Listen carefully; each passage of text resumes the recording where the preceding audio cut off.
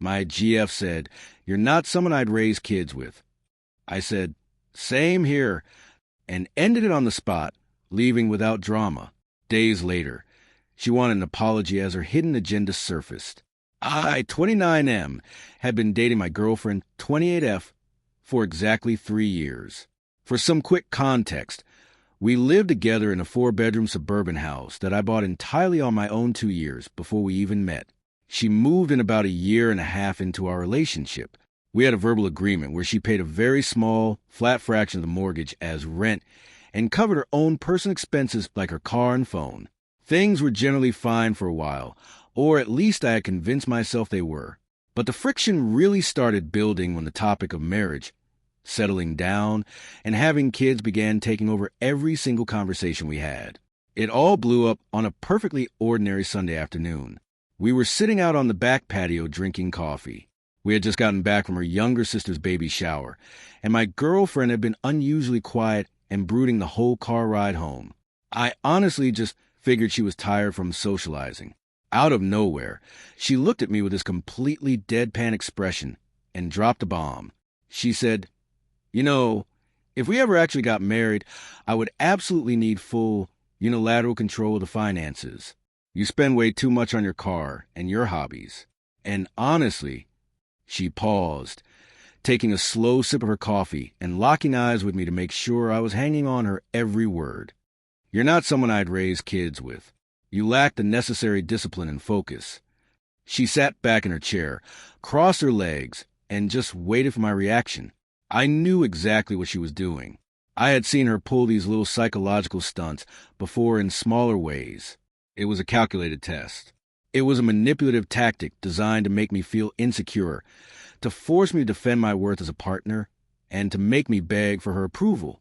She fully expected me to ask why she felt that way, to promise I would change my habits, and to basically hand over the financial control she was fishing for. I looked at her, really looked at her, and saw the pure entitlement radiating off her. In that exact moment, a wave of pure exhaustion washed over me. I was so incredibly tired of the constant evaluations, the subtle put-downs, and the endless hoops I had to jump through just to have some peace in my own house. And the craziest part was, I realized she was actually right, just not for the reason she thought. "Same here," I said quietly. Her confident, smug little smirk instantly vanished. She blinked, clearly thrown off. "What?" "I agree with you. I wouldn't want to raise kids with you either. In fact, I really don't want to do this anymore at all." I didn't yell. I didn't raise my voice or start a screaming match. I just stood up from my chair, walked calmly into the kitchen, put my coffee mug in the dishwasher, grabbed my truck keys from the counter, and headed for the door. She chased after me, her voice getting higher and more frantic. She demanded to know what I was doing and where I was going. I just turned to her and said, "I'm leaving. We're done." Then I walked out the front door, got into my truck, and drove to a diner across town. No drama, just a clean break. I sat in a booth at that diner for almost 4 hours. My phone buzzed nonstop. She was sending a rapid-fire stream of texts, bouncing wildly between furious, confused, and totally condescending. She told me I was throwing a pathetic tantrum, that my reaction proved I lacked emotional discipline, and that I couldn't just walk out on a 3-year relationship over a simple observation. I didn't reply to a single one. I just drank black coffee and let my head clear. When I finally drove back home, the sun was going down. I unlocked the door and found her sitting rigidly on the living room couch, arms crossed, glaring daggers at me. She asked me in this drippingly condescending tone if I was done pouting. I told her I wasn't pouting. I meant every word I said. We were officially broken up, and she needed to start looking for a new place and pack her things. She scoffed and told me I was completely overreacting to a simple, constructive observation. She claimed she was trying to help me improve as a man and demanded a massive apology for walking out on her. I told her I owed her absolutely nothing and that she had 30 days to find a new place and get her stuff out of my house. That was the exact second her mask fully slipped. The calm, superior attitude vanished, replaced by sheer, toxic entitlement. She jumped up, got right in my face, and snapped that she wasn't going anywhere. She claimed it was her home, too, that she got her mail there, had established tenant rights, and that I couldn't just kick her out because my fragile ego couldn't handle the truth. I kept my voice dead level and told her I wasn't kicking her out on the street that night, but I was legally giving her a standard 30-day notice to vacate, and I was going to type it up right then. I went to my home office, drafted a legally compliant 30-day notice, printed it, and handed it to her in the living room. She snatched the paper out of my hand, ripped it aggressively down the middle, threw the pieces on the floor, and told me she wasn't leaving and that I was going to apologize by tomorrow. I just walked away. She didn't need to sign it for it to be legally binding. I just had to serve it to her, which I did. The next few days were a nightmare. We lived under the same roof, but acted like bitter enemies. She completely stopped cleaning up after herself, left dirty dishes piled everywhere, threw her laundry all over the hallway, and purposely blasted the TV volume whenever I tried to sleep or work. I ignored every single thing she did. I kept to myself, cooked my own meals, and started mentally keeping track of my expensive belongings. Then, on a Wednesday evening, her whole hidden agenda finally came to light. She had left her tablet on the kitchen island. It was synced to her phone. I was getting some water from the fridge when the screen lit up with a bunch of text messages from a contact saved just as co-worker. Now, I am not the type to snoop through a partner's phone, but she was acting highly erratic, refusing to leave my house, and my gut was screaming that something was very wrong. I tapped the screen to read the previews. The messages read, "Did he agree to open a joint account yet?" Followed by, "You need to secure your name on that house before you start showing." And finally, "If he actually kicks you out, you know I don't have any room for you here." My blood ran completely ice cold. "Before you start showing." I knew her passcode. It was just her birth year and month. A simple code she never bothered changing. I typed it in, opened a message thread, and the sheer magnitude of her betrayal hit me like a freight train. She had been sleeping with this co-worker for over 6 months. From their texts, it was obvious the guy was totally broke, working an entry-level job, and living in a tiny apartment with 2 messy roommates. And my girlfriend was pregnant. Based on her complaining about morning sickness and scheduling an ultrasound, she was about 8 weeks along. Her entire plan made sickening sense now. The relentless pushing for marriage, the sudden demand for total financial control, and that calculated insult on the patio. It was all a massive trap. She wanted to break down my confidence, make me feel inadequate, and manipulate me into putting her name on the deed to my house and combining our bank accounts. Once I was legally locked in, she planned to pass the baby off as mine. And if I ever found out the truth down the road, she figured she could use her joint ownership of the house to force me to buy her out for hundreds of thousands of dollars, or trap me into paying child support for a kid I willingly accepted as my own. Her response to him, sent just hours before our patio argument, literally said, "I'm going to tell him he's not father material today. It always messes with his head and makes him try harder. I'll get him to suggest setting up a family trust for our future to prove his commitment. Just hold tight." She wasn't just an entitled, mean partner. She was a literal financial predator. I took my phone out and carefully took clear photos of every single relevant message on that tablet screen. I made sure to get the dates, timestamps, contact names, and all her explicit admissions of fraud. Once everything was backed up to my cloud, I set the tablet down exactly where I found it. I didn't confront her. Confronting a manipulative person without leverage is pointless. I needed a watertight legal plan. On Friday night, the situation escalated completely out of my control. I was in my office researching eviction laws. To legally remove a month-to-month tenant who refuses to leave after 30 days, you have to file a formal lawsuit, get a court date, and have a judge order the eviction. It can take months. I was stressing over how I was going to survive living with her for months, knowing she was carrying another guy's kid and plotting to steal my house. Suddenly, there was a loud, authoritative knocking at my front door. I opened it to find 2 uniformed police officers standing on my porch. They asked if I was a homeowner, and when I said yes, they told me they received a distress call from a female resident alleging I made severe threats of physical violence against her and tried to forcefully throw her out. My heart rate went through the roof. I looked past the cops and saw my girlfriend slowly walking out of the bedroom, aggressively squeezing fake tears out her eyes, clutching a tissue and visibly shaking. She looked right at the officers and hysterically sobbed that I told her if she didn't leave tonight, I was going to throw her down the concrete stairs in the garage. Then she dropped the ultimate trump card. She cried, "I'm pregnant, officers. I'm terrified for my baby's life." She knew exactly what she was doing. In my state, if someone claims imminent physical violence, especially while pregnant, the police and the courts act immediately to separate the parties. I kept my hands visible, kept my voice totally calm, and told the officers her claims were completely false, that we broke up Sunday. I gave her a 30-day notice, and she was retaliating. One of the officers pulled a folded document from his clipboard and handed it to me. He told me they had to take the allegations seriously by law. She had actually gone down to the courthouse that afternoon, lied to a judge under penalty of perjury, and secured an emergency temporary restraining order. The officer told me I was legally ordered to vacate the premises immediately.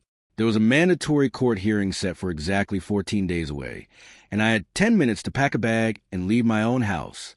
My girlfriend stood safely behind the cops, offering them a weak, trembling smile. But when she locked eyes with me, she looked deeply triumphant. She thought she had completely won.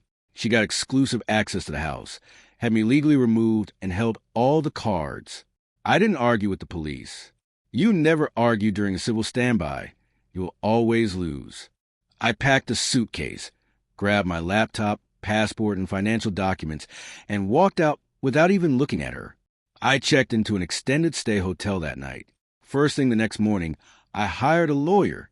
Not just any lawyer, but a highly aggressive family law and civil litigation attorney.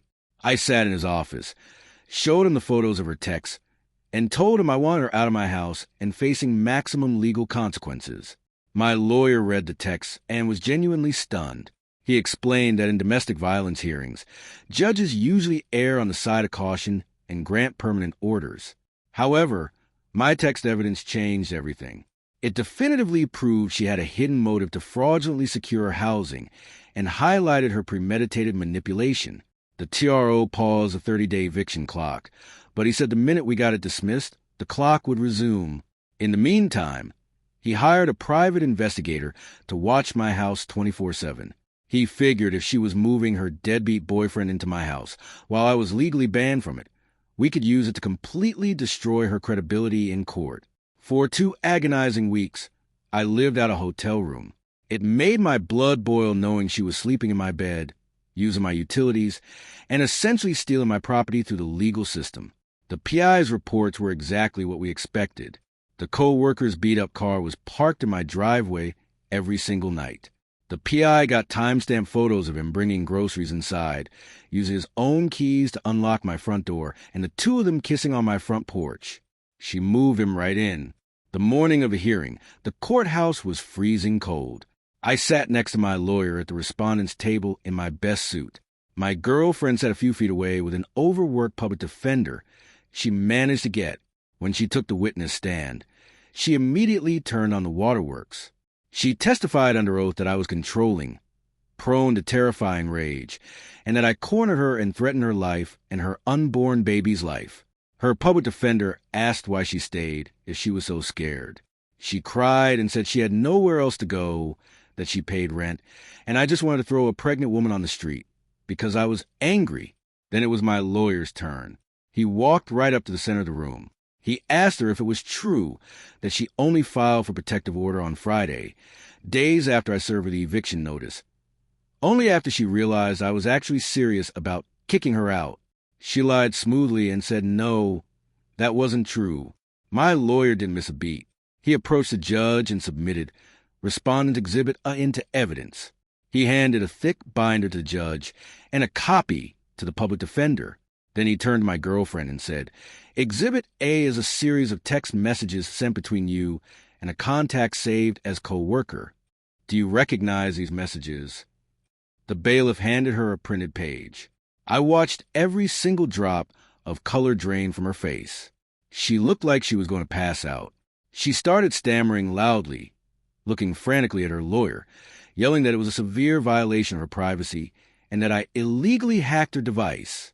My lawyer coolly stated that the device was left completely unlocked in a shared common area of a house I solely owned. He pushed forward, asking her loudly if she denied sending a message saying she was going to tell me I wasn't father material to mess with my head. The courtroom went dead silent. She opened her mouth, but nothing came out. Then my lawyer pressed harder, asking if she denied sending a message telling her co-worker that he needed to secure her name on a house before she started, showing because he had no room for her at his place. Her public defender jumped up and objected, asking for relevance. My lawyer fired back, his voice booming through the courtroom. He stated the relevance was that she fabricated severe allegations of domestic violence entirely to secure exclusive, rent-free possession of my property because she was secretly pregnant with another man's child. Her boyfriend was broke, and she desperately needed housing. He called it malicious, calculated abuse of the protective order system. The judge leaned way over the bench, glaring over his glasses right at my girlfriend. He sternly asked her if it was true, if she was pregnant by another man, and using his courtroom to secure free housing. She absolutely broke down. She burst into genuine panic tears and wailed. He was going to leave me with nothing. I needed a place for my baby. She accidentally confessed to the entire scheme right there on the legal record. The judge slammed his gavel down so hard it echoed. He immediately dismissed the TRO with prejudice. He tore into her, telling her she severely damaged her credibility and that swearing out a false affidavit is perjury, which is a crime. He told her she was incredibly lucky he wasn't having the bailiff take her into custody for contempt right then and there. Then he looked at me and said I was completely free to return to my home immediately. I didn't go straight home. I went to my lawyer's office. Because the TRO was dismissed, the original 30-day notice was active again, with the pause days factored in. She technically had exactly 16 days left to legally get out. My lawyer warned me that highly entitled people do not take defeat gracefully, and that she would likely try to punish me and destroy my property. He advised me to instantly hire a company to install security cameras in all the common areas. If she caused any physical damage, we could bypass the slow eviction process entirely and call the cops for criminal vandalism. I had a private security company meet me at the house 2 hours later. She wasn't home yet. She was probably still at the courthouse crying to her lawyer or calling her boyfriend to tell him the free ride was over. The techs rapidly installed high-definition, motion-activated cameras in the living room, kitchen, hallways, and garage. When she finally came home that night, she walked in, saw the camera pointing at the entryway, and demanded to know what it was. I calmly told her from the kitchen that since she liked to make false, malicious accusations to the police to steal my house, I was ensuring there was a constant video record of everything until she left in 16 days. She gave this nasty, bitter laugh and told me I was insane. She said she wasn't leaving. She didn't care about my notice, and she was going to drag out the formal eviction for months, forcing me to pay thousands in court fees just to get the sheriff to drag her out. She was right about the standard legal process, but she totally underestimated her own lack of impulse control. For 5 days, the tension was unbearable. She actively tried to bait me. She would stand in front of the cameras and hurl vicious insults. She threw away expensive groceries I bought. She left the front door wide open while the AC was running full blast. I gave her zero emotional reaction. I completely ignored her, which just drove her even crazier. On the 6th day, I had to drive into my corporate office for a mandatory in-person meeting. I locked my bedroom door and left at 8 a.m. At exactly 11:30 a.m., my phone blew up with a high-priority motion alert from the kitchen camera. I excused myself from the meeting and opened the app. She was standing in the middle of my kitchen, holding a heavy steel framing hammer from my garage toolkit. She was methodically and violently smashing my custom granite countertops. I watched huge chunks of expensive stone fly across the hardwood floor. Then she walked over to my expensive stainless steel smart fridge, raised the hammer high, and violently smashed the digital display panel, completely shattering the glass. My heart was pounding, but not out of fear. It was pure, unfiltered satisfaction. She had just handed me the master key to her own destruction. I didn't call her. I sprinted out of my office building, got to my truck, and dialed 911. I told the emergency dispatcher I was a homeowner. I was currently watching a soon-to-be evicted tenant actively destroy my property with a hammer on a live security feed, and I needed police dispatched immediately. I sped all the way home. When I pulled into my neighborhood about 20 minutes later, 2 police cruisers with their lights flashing were already parked in front of my house. I jumped out of my truck, ran up to the officers, and told them I called it in. I pulled up the app and showed them the crystal clear video of her destroying the kitchen just 20 minutes prior. The officers nodded, unclipped their tasers, and we approached the front door. It was unlocked. We walked inside. The kitchen was an absolute war zone. The custom counters were ruined. The fridge was heavily dented with shattered glass everywhere, and the oven door was completely kicked in. We found her in the living room. She had moved on from vandalism to straight-up grand theft. She was frankly stuffing my expensive PS5, 2 controllers, and a velvet display box that held 4 of my high-end designer watches into a large canvas duffel bag. The lead officer shouted, "Police, drop the bag and put your hands where we can see them." She jumped out of her skin and dropped the heavy bag on the floor. When she spun around and saw me standing calmly behind the cops, her face contorted in sheer panic. She started screaming wildly, pointing at the bag, claiming I was abusing her and that she bought all that stuff and it was hers. The officer stepped into the room and firmly said, "Ma'am, we have you on high-definition video destroying the kitchen counters with a hammer less than 30 minutes ago. Turn around and place your hands behind your back." She started wailing, backing away toward the wall, screaming, "You can't do this. I'm pregnant. You can't arrest a pregnant woman." The officer coldly replied that being pregnant didn't legally grant her the right to commit felony vandalism and grand theft. He grabbed her arm, twisted it professionally behind her back, and loudly clicked the heavy steel handcuffs into place. As they marched her out the front door, she was completely hysterical. She was sobbing, screaming vicious curses at me, and demanding they call her lawyer. Several of my neighbors were standing on their lawns, watching the whole spectacle. Her towering entitlement had finally slammed headfirst into the criminal justice system, and it was a beautiful thing to witness. The damage to my kitchen was assessed by contractors at over $15,000. The personal items she tried to steal were valued at over $5,000. In my state, property damage and theft over those financial thresholds instantly elevate the crimes to felonies. She was booked directly into the county jail on formal charges of felony malicious mischief and felony grand theft. Because she was arrested for committing a severe felony directly on the property, the standard 30-day notice was completely voided. My lawyer instantly drafted and filed an emergency 3-day notice to quit for nuisance and illegal criminal activity. It's a specific legal provision that lets landlords bypass the entire drawn-out eviction process when a tenant commits severe criminal acts or maliciously destroys the property. She couldn't afford to post her bail. She sat in a county jail cell for 3 full days. By the time her mother finally drove 3 hours down to post bond and bail her out, her life had completely unraveled. First, she lost her career. She worked as a junior financial analyst at a corporate bank, a job that requires strict background checks and fiduciary trust. A felony arrest for grand theft triggered an automatic HR review.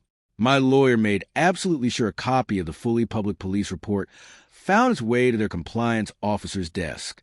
She was terminated immediately for violating their conduct clauses. Second, the deadbeat co-worker totally abandoned her. He was perfectly happy to secretly live in a beautiful, free house paid for by some clueless guy. But the second he found out she was an unemployed felon facing potential prison time and crushing court-ordered restitution debts, he completely bailed. He blocked her number on everything, packed up his cramped apartment, and vanished, leaving her to deal with the kid entirely on her own. When she and her mother finally showed up at my house to collect her things, they found absolutely everything she owned carefully packed into cardboard boxes and sitting neatly on the edge of my front lawn near the sidewalk. The emergency 3-day notice had expired. I had legally taken full possession of my property back and had all the locks drilled and replaced that morning. I stood on the front porch with my lawyer and an armed private security guard I hired just for the afternoon to make sure there was no funny business. Her mother glared at me with pure hatred and called me a cold-blooded monster for doing this to a poor pregnant woman. I didn't even blink. I looked her right in the eyes and said, "Your daughter purposely destroyed $20,000 of my property with a hammer because she got caught trying to steal my house to shelter her boyfriend. She's incredibly lucky I instructed my attorney not to press the district attorney for maximum sentencing on her perjury charge regarding the fake restraining order." My ex didn't say a single word. She didn't look angry or entitled anymore. She just looked completely defeated and hollowed out. The arrogant woman who sat on my patio sipping coffee and demanded my money was totally gone. She silently and miserably loaded her boxes into the back of her mom's SUV. As they slowly drove away, I felt nothing but an overwhelming sense of peace. It's been about 8 months since that day. The criminal felony case against her is still actively pending in the court system. Her public defender is desperately trying to negotiate a plea deal to avoid actual prison time, but she will undoubtedly be saddled with massive, crippling felony restitution payments for years to cover the exact cost of my extensive kitchen remodel. She currently lives in her mother's tiny spare bedroom, completely unemployable in her chosen financial field, and heavily pregnant with a child whose father ran for the hills at the first sign of trouble. I fully repaired the kitchen, and honestly, the new granite looks way better than the old stuff. But more importantly, I sold the house entirely 3 months ago. The memories that were permanently tainted by her manipulation, and I just wanted a totally clean slate. I used the equity to buy a smaller, much nicer place closer to mountains, far away from all her nonsense. I learned a brutal lesson about trusting people blindly and the terrifying lengths entitled people will go to when they want what you have. But I also learned the incredible value of keeping a cool head, quietly gathering undeniable evidence, and letting the legal system completely crush those who try to manipulate it. She genuinely thought she was playing high-level chess while I was playing checkers, but it turns out she was just playing herself the entire time. If you love hearing about karma delivering a flawless, legally binding victory against insane entitlement, make sure to smash that subscribe button, because I guarantee there are plenty more wild, unfiltered stories exactly like this one coming your way.